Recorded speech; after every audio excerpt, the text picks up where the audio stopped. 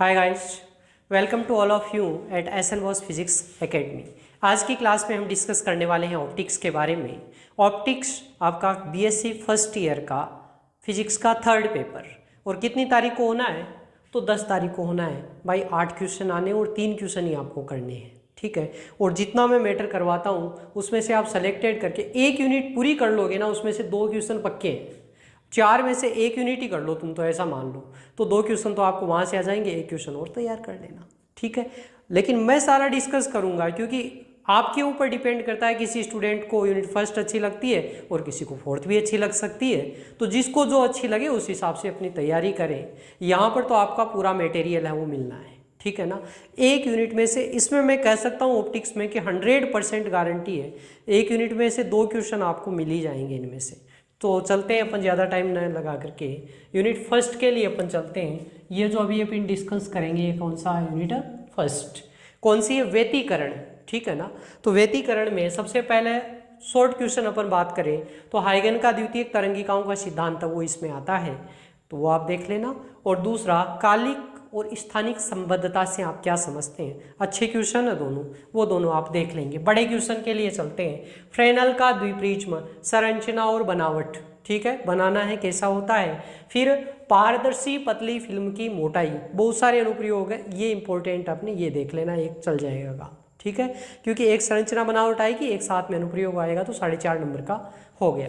दूसरा क्वेश्चन, पतली फिल्मों में व्यतिकरण है। पतली फिल्मों में व्यतिकरण, साबुन के झाग बनते हैं, बुलबुला उठाते हैं ना वो यूँ साबुन वाला और ऊपर फेंकते हैं तो रंगीन दिखाई देता है। ये सारे किसके हैं? पारदर्शी पतली फिल्मों में व्यतिकरण के उदाहरण है। अब इसमें बुक में 2 दे रखे हैं आपके, परावर्तित फिल्मों में व्यतिकरण और पारगमित में व्यतिकरण। आपको जो पढ़ना है परावर्तित में एक ही पूछा जाता है, ठीक है। और एक इसका अनुप्रयोग है वो पढ़ना है, हेडिंजर या समानत फ्रिंज किसे कहते हैं, 1.5 नंबर का क्वेश्चन, ठीक है। ये आपका सेकंड क्वेश्चन कंप्लीट हो गया। इससे थोड़ा सा हार्ड है, फनाकार पतली फिल्मों में व्यतिकरण, यानी ये फिल्में कैसी है, इस प्रकार की रहती है और ये क्या होती है, ये इंक्लाइंड शेप हो जाती है, थीटा एंगल इनके अंदर आ जाता है, ठीक है। तो ये फानाकार पतली फिल्मों में व्यतिकरण है वो पूछा जाता है। और इसके अंदर इसका भी एक है, फिजोफ्रिंजे किसे कहते हैं, ये 1.5 नंबर का अलग क्वेश्चन है। फिजोफ्रिंजो का इससे कोई मतलब नहीं है, ऐसे हेडिंजर का इससे कोई मतलब नहीं है, ये 1.5 नंबर के क्वेश्चन है, ठीक है। आगे चलते हैं तो आता है न्यूटन वलय, सबसे इंपॉर्टेंट। अगर मेरे को कोई पूछे ना कि इसमें कौन सा है, क्योंकि 3 साल से तो आपके पेपर ही नहीं हो रहे हैं, ठीक है, तो क्या करें? पतली फिल्मों में व्यतिकरण और न्यूटन वलय सबसे बेस्ट है इसके, ठीक है ना। तो न्यूटन वलय को दम लगाकर तैयार कर लेना। और न्यूटन वलय में आप जब जाओगे तो इसकी संरचना और बनावट तो पहले आ गई, उसके बाद में आता है परावर्तित प्रकाश में न्यूटन वलय। दोनों में न्यूटन वलय है, परावर्तित में भी और पारगमित में भी न्यूटन वलय, ठीक है। अपने को पढ़ना है परावर्तित प्रकाश में न्यूटन वलय। जिसको कंप्लीट करना है वो तो सारा करे भाई, अपने तो इंपॉर्टेंट के हिसाब से चल रहे हैं। परावर्तित प्रकाश में न्यूटन वलय, इसके अंदर भी अदीप्त और प्रदीप्त वलयों का व्यास, ये सीधा क्वेश्चन पूछा जाता है आपसे। उसके बाद में प्रकाश की तरंगदैर्ध्य ज्ञात करना न्यूटन वलय प्रयोग में, ठीक है ना, अनुप्रयोग हो गया। पारदर्शी द्रव्य का अपवर्तनांक ज्ञात करना, ये किससे संबंधित आ गए आपके? न्यूटन वलय से। किसी को ऐसा लगता है कि यार क्या करूं, इतने भी नहीं होंगे, तो कम से कम ये 2 क्वेश्चन तो करके जाना, और कुछ भी नहीं आए तो ये छाप के आ जाना, ठीक है ना। इतना काम तो कर सकते हो, 2 तो तैयार कर ही सकते हो, इतना तो करना ही पड़ेगा, ठीक है। नहीं तो फिजिक्स ली किस लिए थी फिर बाद में। तो अगला चले, लास्ट क्वेश्चन, माइकलसन व्यतिकरण मापी।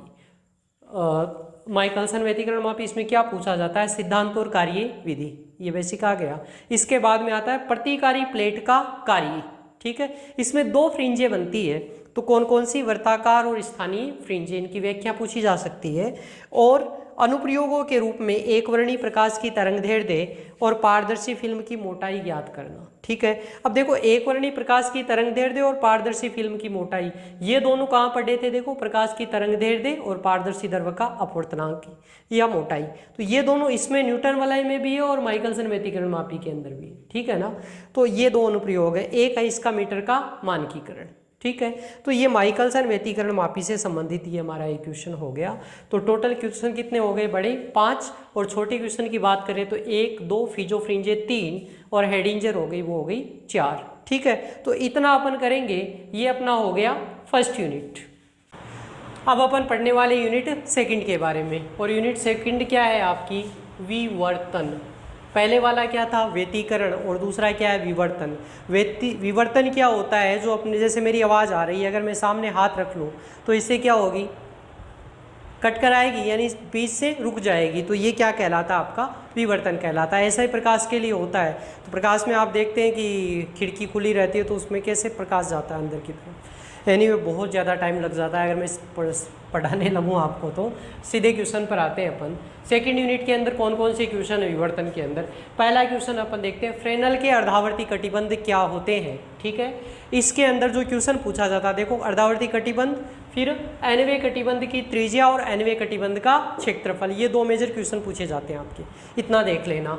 फिर इसके फ्रेनल के अर्धावर्ती कटिबंध के कुछ अनुप्रयोग है। इसके अंदर वर्ताकार चकती के कारण विवर्तन, चकती यानी डिस्क, बीच में अगर आपने जैसे ये चकती, ये गोलाकार अगर है और बीच प्रकाश में इसको रख दिया आपने, तो क्या प्रयोग इसका हो सकता है। ठीक है, तो वर्ताकार चकती के कारण विवर्तन। वर्ताकार द्वारक, पूरा प्रकाश आ रहा है और पूरा आपने पूरी की पूरी क्या लगा दी, इसमें ब्लॉक कर दिया और एक खिड़की जितना स्पेस छोड़ दिया, तो वो क्या है, उसका द्वारक। ठीक है ना, खिड़की यानी द्वारक। तो वर्ताकार द्वारक के कारण विवर्तन, उसमें अक्षीय व अनाक्षीय विवर्तन, उसकी मेन मुख्य अक्ष पर कितना है और अनाक्षीय कितना विवर्तन होता है, ये आपको देखना रहेगा। और इसमें अगला जो इसका है, सीधी तीक्ष्ण कोर पर विवर्तन। सबसे बहुत ही इंपॉर्टेंट चीज़ अभी यह देख ही लेना, सीधी तीक्ष्ण कोर पर विवर्तन। सीधी तीक्ष्ण कोर का मतलब क्या है, ये मैंने पेन सामने रख दिया, तो अब यहाँ से ये क्या करेगी, प्रकाश है इधर तो ब्लॉक होगा, ऊपर से पूरा सीधा जाएगा और यहाँ से क्या होगा, कट कर जाएगा। ठीक है ना, इस प्रकार से। तो ये जो इसकी नोक है, ये क्या है, तीक्ष्ण कोर। चाकू छुरा देखा हो, चाकी जो चक्कू है आपका, उसकी तीक्ष्ण कोर रहती है ना, तो उससे कैसे रहता है, तो सीधी तीक्ष्ण कोर पर विवर्तन इसके 3 है। और सबसे बड़ी बात है कि इसके अंदर कोई आपका न्यूमेरिकल पोर्शन नहीं है, डेरिवेटिव पार्ट नहीं है, थ्योरेटिकल है। प्रकाशमय क्षेत्र, छाया क्षेत्र और परिसीमा क्षेत्र। अब इधर से प्रकाश आ रहा है तो इस जितना ये ब्लॉक हो गया, तो ये तो छाया क्षेत्र, ये परिसीमा वाला क्षेत्र, और ऊपर वाला है वो सीधा क्या आ रहा है, प्रकाश आ रहा है, तो प्रकाशमय क्षेत्र। ये देख लेना, बहुत ही अच्छा इंपॉर्टेंट क्वेश्चन है। ठीक है, तो ये हो गया। फिर जोन पट्टिका, जोन पट्टिका क्या होती है, उसकी रचना और सिद्धांत। ठीक है, ये जोन पट्टिका मेजर क्वेश्चन हो गया। अब इसके साथ में इसका भी एक अनुप्रयोग, कला व्युत्क्रमण जोन पट्टिका क्या होती है, शॉर्ट क्वेश्चन हो गया। और इस जोन पट्टिका और उत्तल लेंस की तुलना कीजिए, ये आपका अलग क्वेश्चन हो गया। एक और आता है इसमें, धनात्मक जोन पट्टिका और ऋणात्मक जोन पट्टिका। तो ये सारे छोटे क्वेश्चन आपके हो गए। फिर आता है एकल रेखा छिद्र पर फ्रॉनहोफर विवर्तन। ठीक है ना, ये कौन से थे भाई, अब तक कौन से पर थे आपके, फ्रेनल विवर्तन पर थे। और अब अपन किसके बारे में पढ़ेंगे, फ्रॉनहोफर विवर्तन पर। तो एक और क्वेश्चन बन गया अपना, फ्रेनल और फ्रॉनहोफर विवर्तन के बीच में अंतर। तो एकल रेखा छिद्र पर फ्रॉनहोफर विवर्तन, एकल रेखा छिद्र का मतलब ये है कि एक रेखा छिद्र कैसा है, एक ही है। ठीक है ना, तो इस पर फ्रॉनहोफर विवर्तन। और एकल रेखा छिद्र पर फ्रॉनहोफर विवर्तन, अब इसके अंदर बहुभुज विधि दे रखी है, वो नहीं करनी है, सीधा कर लेना, केंद्रीय, मुख्य और द्वितीय उच्चिष्ट, और एक आता है आपका निम्निष्ठ। ठीक है ना, तो ये 4 चीज़ें आपको इसके अंदर पढ़नी है। बाकी पूरा बड़ा देखोगे तो आपको लगेगा क्या करेंगे, क्या इसके अंदर छोड़ देते हैं। और नहीं तो फिर 2 समांतर रेखा छिद्रों द्वारा फ्रॉनहोफर विवर्तन, इन दोनों में से एक क्वेश्चन पक्का आता है, लिख लेना ये चाहे। ठीक है ना, और द्वितीय उच्चिष्ट में इसके अंदर जो आपका आता है कि प्रथम द्वितीय उच्चिष्ट की तीव्रता केंद्रीय उच्चिष्ट का I0/1/22वां भाग होती है, ये इसके लिए आता है, 2 समांतर रेखा छिद्रों द्वारा फ्रॉनहोफर विवर्तन का सीधा क्वेश्चन पूछा जाता है। ठीक है ना, तो अपने ये 6-7 क्वेश्चन हो गए मेजर। इसके अंदर से एक तो सीधी तीक्ष्ण कोर, और ये आपके ये एक फ्रॉनहोफर फ्रेनल विवर्तन की साइड से एक क्वेश्चन पूछा जाता है, एक क्वेश्चन है वो फ्रॉनहोफर विवर्तन की साइड से पूछा जाता है। ठीक है ना, तो 2 बड़े क्वेश्चन हो गए। अब इसके साथ में शॉर्ट क्वेश्चन कोई सा भी जोड़ सकता है। तो अपन ये शॉर्ट क्वेश्चन यहाँ कौन कौन से किए हैं, तो देखो ये सारे शॉर्ट, जैसे एनवे कटिबंध की त्रिज्या, क्षेत्रफल, ये शॉर्ट में भी पूछे जा सकते हैं आपके। ये डेफिनेशन ही पूछ ली अपन ने, कला व्युत्क्रमण जोन पट्टिका क्या होती है, उत्तल लेंस और इसकी जोन पट्टिका की तुलना कीजिए, ये शॉर्ट क्वेश्चन हो गया। फ्रेनल और फ्रॉनहोफर विवर्तन के बीच में अंतर बताइए, ये शॉर्ट क्वेश्चन हो गया। ठीक है, तो ये सारे आपके कौन से हो गए, शॉर्ट क्वेश्चन। अब इसमें एक और अपना पार्ट रहता है ग्रेटिंग का। तो ग्रेटिंग में अपने को क्या करना है, समतल और पारगमन ग्रेटिंग। ठीक है, और इसके अनुप्रयोग के रूप में अपन कहें तरंगदैर्ध्य का मापन, ग्रेटिंग द्वारा भी तरंगदैर्ध्य का मापन होता है। जैसे अपन ने पहले पढ़ा था कि माइकलसन व्यतिकरण मापी द्वारा तरंगदैर्ध्य का अपन मापन कर रहे थे। उससे पहले जो अपन ने पढ़ा था न्यूटन वलय में तरंगदैर्ध्य का मापन हो रहा था। ठीक है, तो ये कार्य एक कार्य सभी से हो सकता है। ग्रेटिंग द्वारा परिक्षेपण या डिस्पर्जन, रेले की विभेदन कसौटी और दूरदर्शी की विभेदन क्षमता, दूरदर्शन टेलीस्कोप और रेले की विभेदन कसौटी बहुत बार पूछा गया क्वेश्चन है। क्या पूछा जाता है इसके अंदर कि भाई कोई व्यक्ति है, कब दो प्रतिबिंब, दो मतलब वस्तुएं हैं, उनको कब तक कितनी दूरी तक अलग अलग देख सकता है। तो इसने 3 स्थितियां बताई कि अगर ये स्थिति होती है तो दोनों क्या दिखेंगे, अलग दिखेंगे।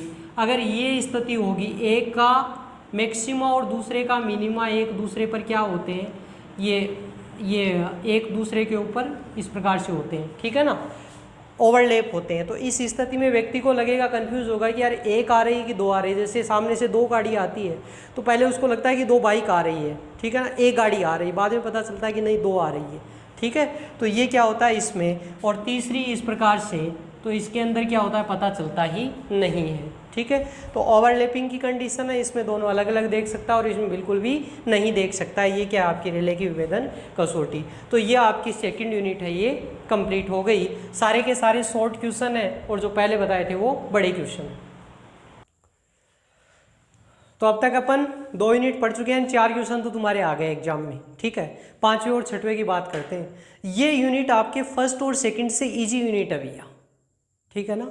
थर्ड यूनिट आपकी सेपरेट है, यानी आपको प्रकाश बुरा लगता है ना तो भी ये आसानी से कर सकते हो इसमें आप।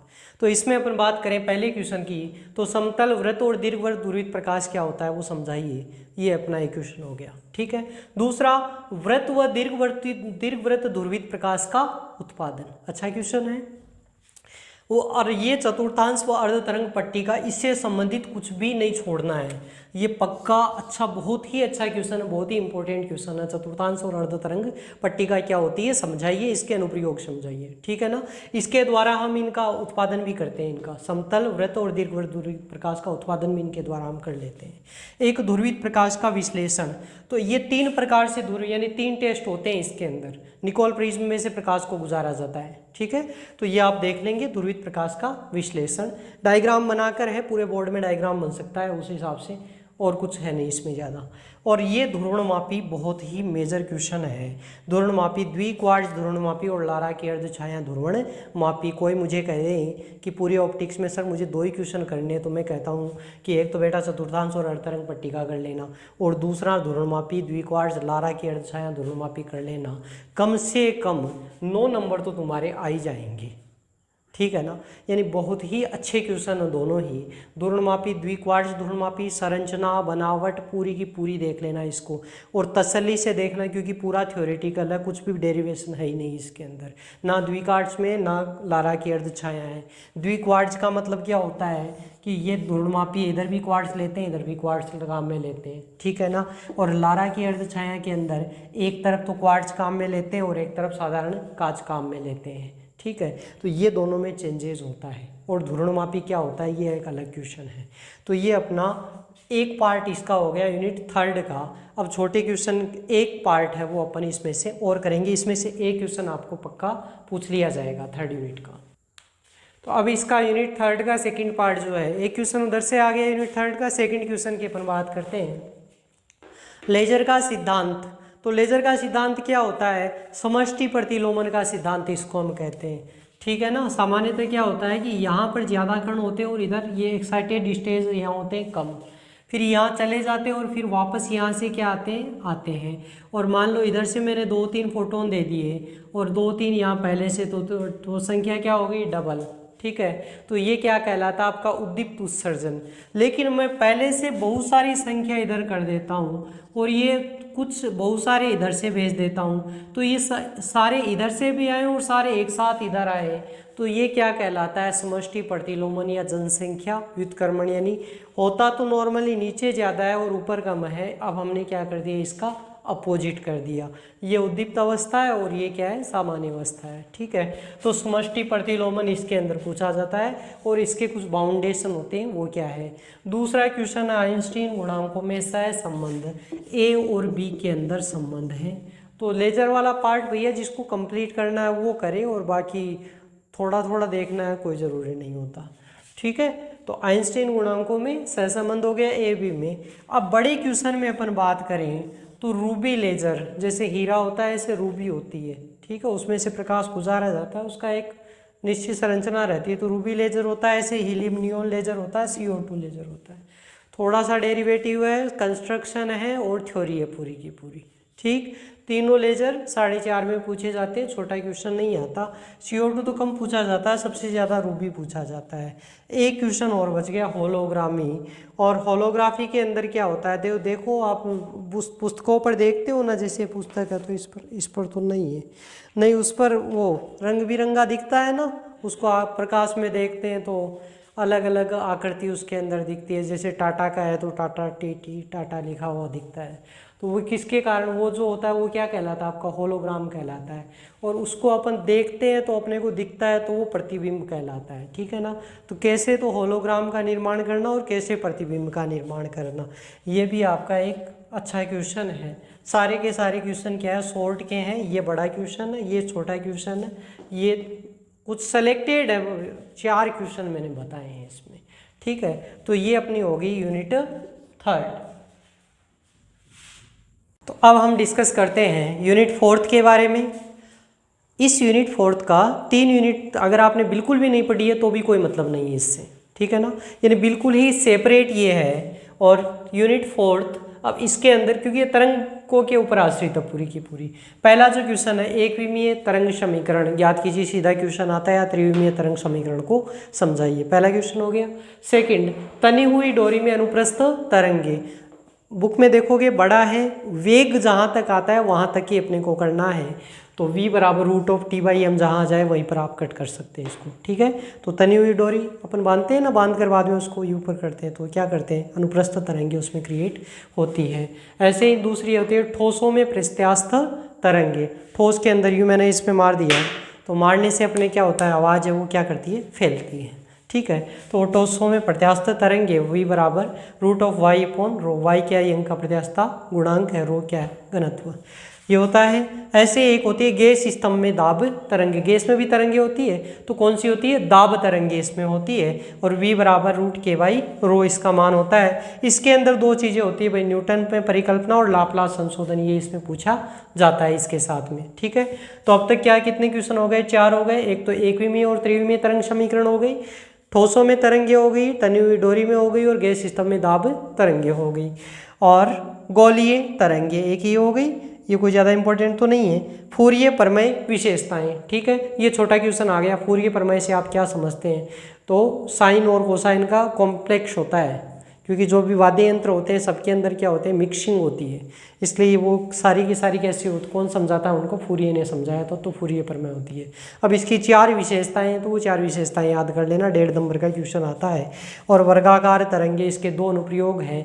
एक तो वर्गाकार तरंग होती है, वर्गाकार तरंग कैसी, इस प्रकार से ऐसे भी हो सकती है और कंटिन्यूअस में भी हो सकती है। और एक कहलाती है आरादंती तरंगे, तो आरादंती तरंगे यानी आरे के दांतों जैसी तरंगे, इस प्रकार से ये होती है। ठीक है ना, तो ये और ये भी 4.5 नंबर का क्वेश्चन है, वो आपसे पूछा जाता है। ये 4.5 का है, ये 4.5, एक ही पूछा जाता है दोनों में से।